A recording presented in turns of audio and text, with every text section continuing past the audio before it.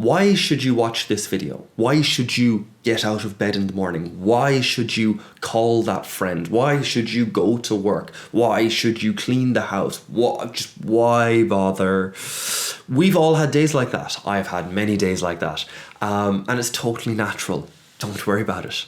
But it is a symptom of something a little bit bigger, because there is a way of thinking that has become more popular, and collectively we're all thinking in that way a little bit more often. So those days happen more often, those thoughts kind of intrude a little bit more often. Just why bother? It doesn't mean anything to me. It doesn't matter in the grand scheme of things, because in 100 years' time, my name will be forgotten. In 200 years' time, the ripple of my life will have been consumed by bigger waves, perhaps. So just why does it matter?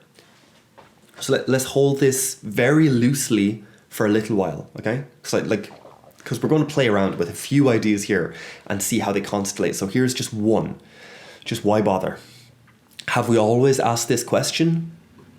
Not in the same way. Beforehand, so before the Enlightenment, we had religion and we had God. And it was an eternal judge. So it would praise or punish us. So what we did mattered. For our own immortal souls, but also because we had some bit of contact with something eternal, and therefore if we caught its attention because we devoted ourselves the right way, or we put the right energy into the world and we created and we did something, that it mattered, and that in 500 years' time or something like that, someone would walk up to this guy up here and say, hey, do you remember that guy? And he'd be like, yeah, I remember him. He was cool. We have to include a little bit of humor here, because we're all so secular and there's so many different religions and spiritual practices now and all the rest, that for us all to come together, we're going to desperately need to be able to hold the sacred, as in like the really sacred, but we're going to have to be able to kind of laugh and have a lot of grace for how we are kind of aiming up that way. For a while, just because there's too many different things, and there's too much compromise needed, and we're going to need to value the differences between the fact that Christianity emphasizes turning the other cheek, and that Buddhism emphasizes that the spoken Tao is not the Tao, that it's a lived practice. And that's simplifying it in a strange way, but whatever. All to say anyway, we used to have religion, and we don't have it anymore, so therefore why bother matters a lot. Let's get into the actual technicalities, the mechanisms of this. Let's approach this in a totally secular way, without any of the kind of, forgive the tones, but without any of the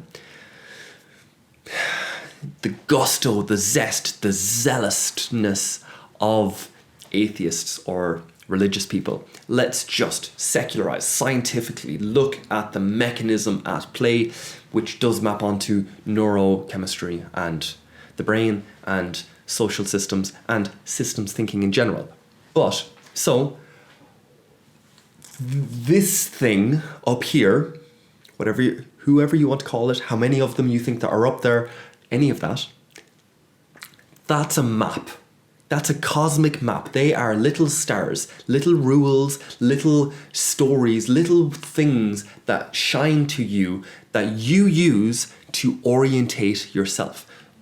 That we used to, like humanity used to use to orientate ourselves. I recognize half the people watching this are probably very full-blown atheist or something like that. If we're in the Western world, we're at most non-practicing Catholics, and we're possibly full-on atheists, or we're just in some space where we're recreating our own religion, which you call the nons, the spiritual but not religious people.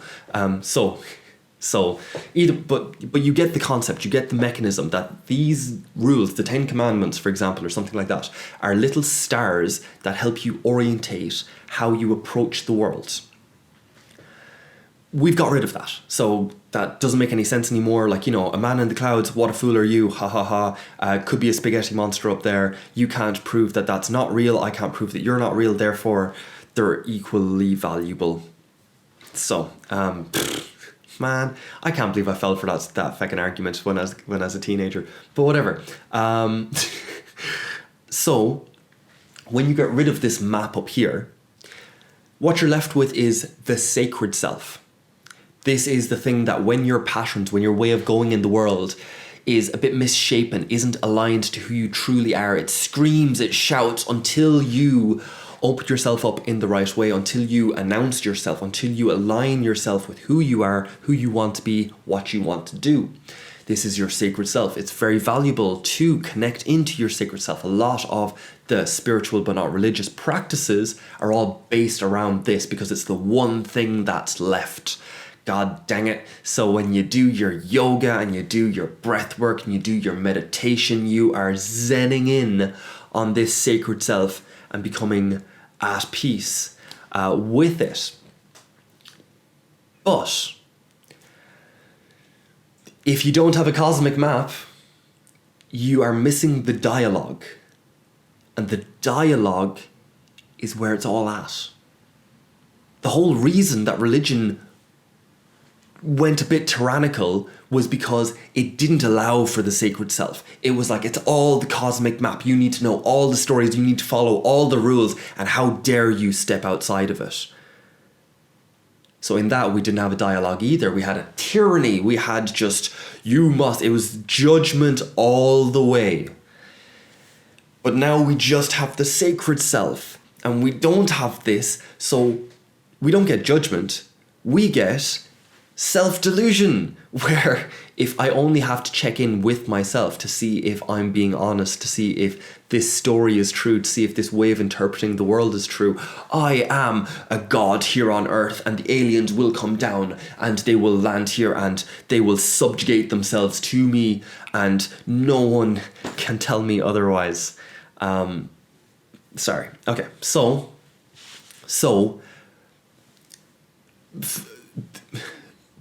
the dialogue, like that's all I want to say is just the dialogue. It is so important. You use the sacred self to find meaning in the world. I'm going to come back to that. But you use the sacred self to find meaning in the world. You use it to like orientate yourself. And then as you're dialoguing this way, the map is also uncovering more of the sacred self.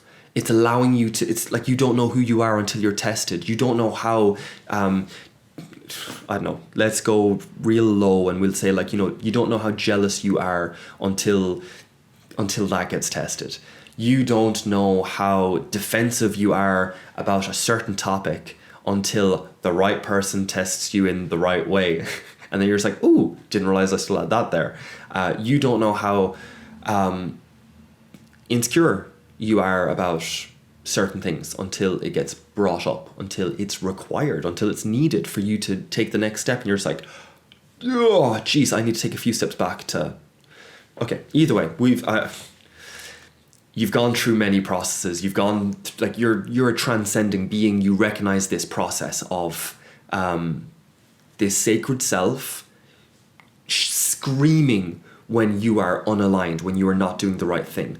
And then the cosmic map judging you and saying like, you know, you're not getting the response you thought you'd get, so you need to shift and shape. And you're just like, oh wow, I didn't realize I had this movement. I didn't realize I could shift this way, that I could be not defensive. I could be more authentic. I could be a bit more funny and energy providing, or I could be a bit more quiet and receptive and listening, or I could be both. I could just optimize it fully. But there's a give and take. There's no such thing as a perfect thing here. So let's hold all of this together. So we have sacred self, map, lost the map, just have the sacred self. Now we're in a world of delusion.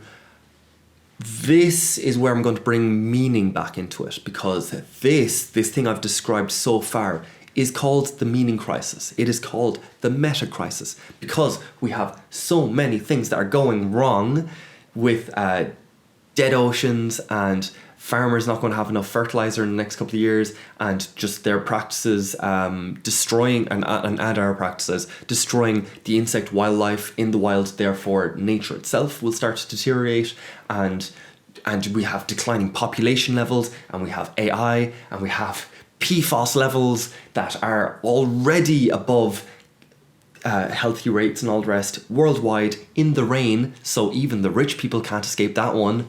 Whoa. But okay, so this is the meta crisis. This is the problem where we are not finding it in ourselves to take on that burden, to say yes, and I will carry it one extra step.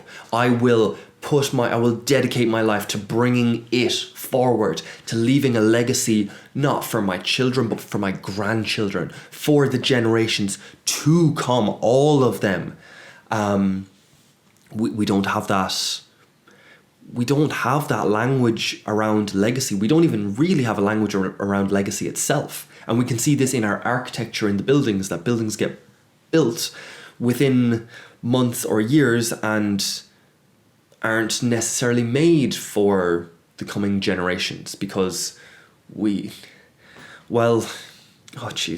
examples of this with either commercial real estate, or you can go to China for their housing crisis, or whatever else. The houses are not being built for the future that's coming, because we're not thinking of the legacy, we're thinking of our comfort.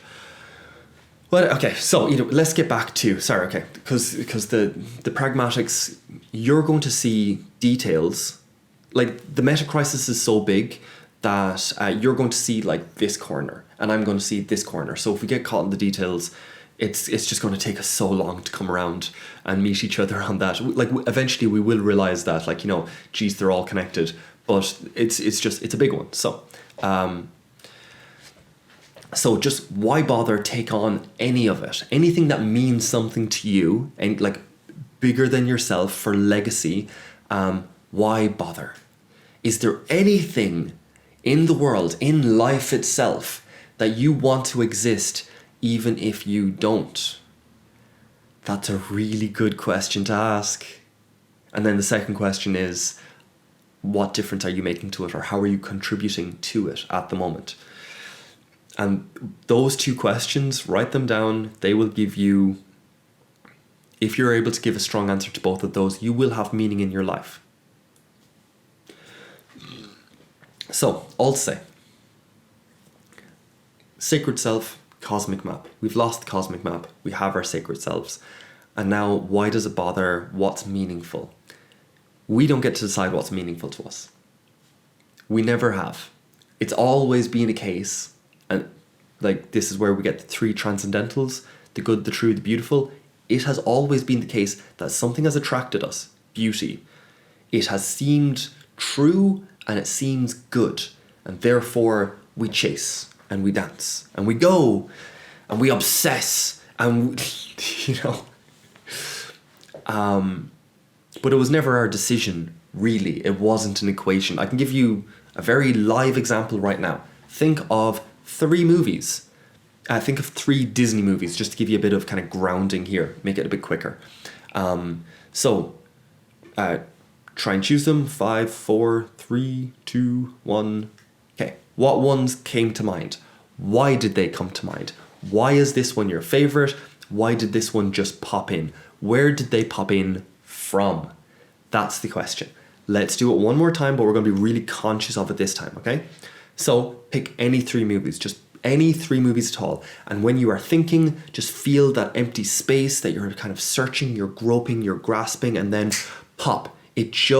Something pops in. The picture, the title, or whatever it is. But the idea pops into your head. Where did that come from? Why that one? Hard to say. And then we get into determinism and do we have any free will at all? And we get into the big long debate about that. And this is where nihilism really kind of crunches down to something hard, to something that's immovable. Because if there's no free will, then honest to God, just what does it matter? And that's where many of us fall. And there's certain things like, you treat yourself as if you have free will just because it's pragmatic. Because if I don't, geez, the whole thing, just the bottom falls out of life itself. So I have to just to keep food on the table. But it doesn't solve the problem. Not even a little. So the question is, if we're able to be conscious of that, of the whole world being a determined big story, these big waves traveling through, and we're just this eyeball floating around in this sea of story. Two questions. One, and I like this one. Does what we pay attention to affect the story that we get to see? Does it get to affect the movie? It might not affect the ocean, like how the waves move and all the rest, but it might affect how our eyeball follows the story. So maybe by opening up, okay, we'll give practical examples here. Maybe by learning to love classical music, you develop a capacity that you just didn't know you had. You start bringing it into places in the world that you just didn't know you could. And you start having deeper thoughts more often because of that. Or you meditate and then you realize that coming back to your breath and resetting makes you way less reactive and way more responsive and more cognitively kind of aware in a conversation, because you're comfortable just sitting back, waiting for it all to simmer and trusting in that idea, that response to come up. So is there a way of attending to the world? I can ask you right now to just, while you're watching this screen, to just notice what's on the outside, on the periphery of your vision, and you will relax. I will ask you to breathe, and you will naturally feel some bit of tension release. There are different ways of attending to the world that can make it a tragedy or a comedy.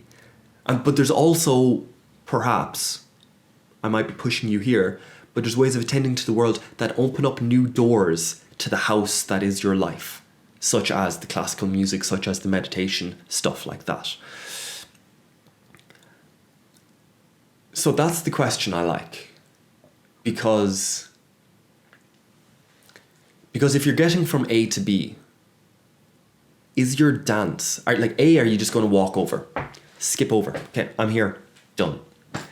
Whew, that's not a good movie. Okay, am I going to dance? Da da da da da da da. Okay? And then just how authentic, how freaky am I going to get with my dances? Okay, we're not going to go down that rabbit hole. But again, we need humor for this. We need, dear Lord, we need a bit of just, it's absurd, it's crazy that we're even talking this abstractly about something that's this personal and this core to how we operate in the world. That's weird.